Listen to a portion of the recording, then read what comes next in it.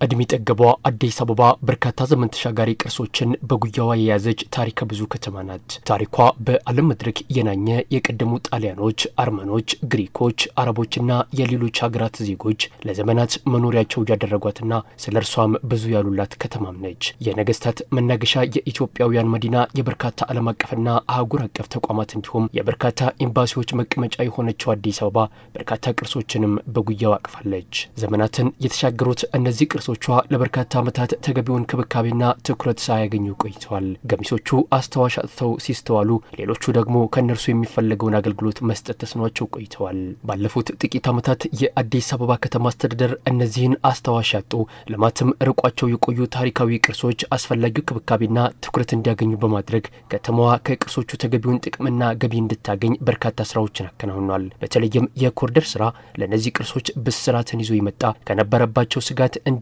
ይረዳ መሆን ችሏል። ለዚህ ውጤት መገኘት የኮሪደር ልማቱ የከተማዋን ቅርሶች በጥናት በመለየት ወደ ስራ መግባቱ በምክንያትነት ይጠቀሳል። ቅርስ በአካባቢው ላይ በጥናት ተለይቷል። ቅርስ ህግ አለው። የቅርስ ባለስልጣን አለ። እንደ ፌዴራልም የከተማችን ባህልና ቱሪዝም ቅርስን ይንከባከባል፣ ቅርስን ይጠብቃል። እነኚህን አካተናል። ባለሙያዎቹም በሚያጠኑበት ሰዓት የቅርስ ህግን ይዘው ቅርስን ማሟላት ያለባቸው መሰረተ ልማቶች አሉ የሉም አሉ ብለው በራሳቸው የለዩዋቸውን ለቅርስ ባለስልጣን አቅርበው ማረጋገጫ ያገኙባቸውን በቅርስነት መነካት የለባቸውም መታደስ ግን ይችላሉ የሚል የጥናት ውጤት አለን።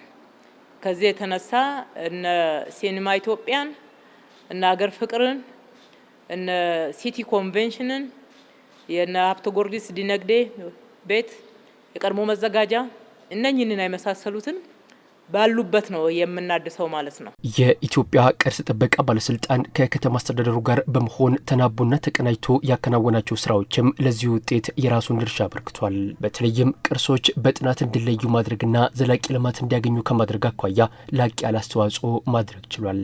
ዘንድሮ እንደውም ጥሩ ነገር የነበረው በቅርስ ጥበቃና በአዲስ አበባ አስተዳደር መካከል በልማቱም በሌሎችም እንደዚህ እንዳድዋ ባሉትም በደንብ ተናቦ የመስራቱ ነገር ስለነበረ ኦልሞስት የከተማ አስተዳደሩ ከፍተኛ አመራርም ጉዳዮችን እና የልማት ኢሹዎችን እያቀረበ እኛም አስተያየታችን ስንሰጥበት የነበረና ብዙ የስራ አንድ ላይ የመስራት እንትን ያሳለፍንበት ነው። የኮሪደር ልማት አዲስ አበባ ደረጃዋን የጠበቀች ተወዳዳሪ፣ ተመራጭ ከሁሉም በላይ ደግሞ ለነዋሪዎቿ ምቹ እንድትሆን በማድረግ ረገድ ከፍተኛ አስተዋጽኦ አበርክቷል። ከዚህ አበርክቶ ጎን ለጎን የመዲናዋ ቅርሶች ዘመን ተሻጋሪ የሚጎበኙና ገቢም የሚገኝባቸው እንዲሆኑ ምቹ መደላደል ፈጥሯል። በሌላ በኩል ቅርሶቹ እንዲገናኙና የበለጠ እንዲታወቁ ተደብቆ የነበረው ታሪካቸውና ውበታቸው አደባባይ እንዲወጣ ከማድረግ አኳያም የኮሪደር ልማት በእጅጉ ረድቷል።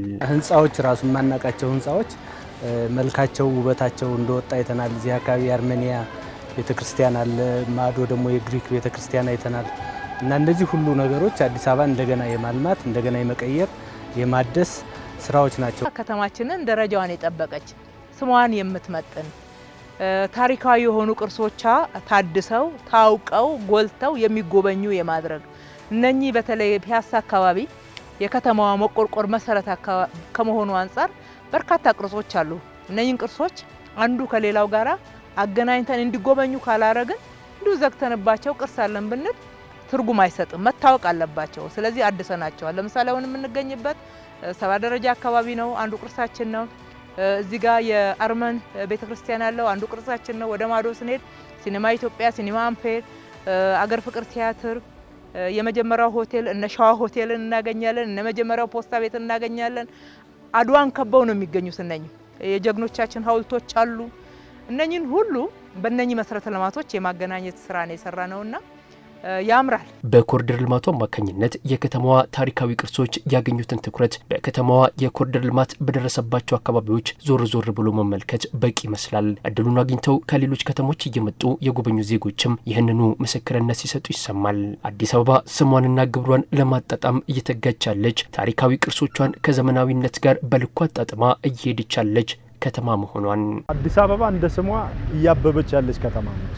ስለዚህ የትናንት ውበቷን ታሪኮቿን ጠብቆ ታሪኳን የበለጠ እንዲደምቅ ነው የተደረገው። እዚህ ያየነው እኛ በተለይ ነባር ከተሞች ላይ እንዴት ባሉበት ማሳመር እንደሚቻል ተገንዝቤያለሁ።